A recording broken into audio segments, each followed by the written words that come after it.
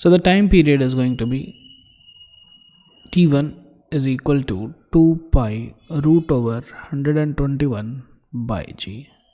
We take it in meters, so this is going to be 1.21. So this is 1.1 2 pi root over 1 meter upon g. Now this 2 pi root over 1 meter upon g is the time period of the second pendulum. So this is 1.1 t. So therefore the time periods are t and 1.1 t respectively. This is of 121 centimeter, this is of 100 centimeter pendulum. Now after how many vibrations or after how many oscillations they are going to come back to the mean position and again start from there. Okay, so 1.1 and this is t.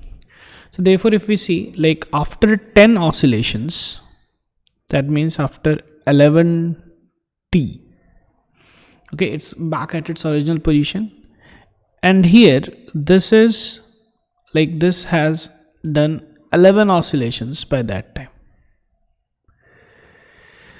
So therefore the smaller one has done 11 oscillations, the larger one has done 10 oscillations, and now again both of them are at the mean position. So therefore the shorter pendulum will have to have done how many number of vibrations? 11, and now they again both start at the same position. So it's basically taking the least common multiple of 1 and 1.1. Okay, so the least common multiple of 1 and 1.1 is 11.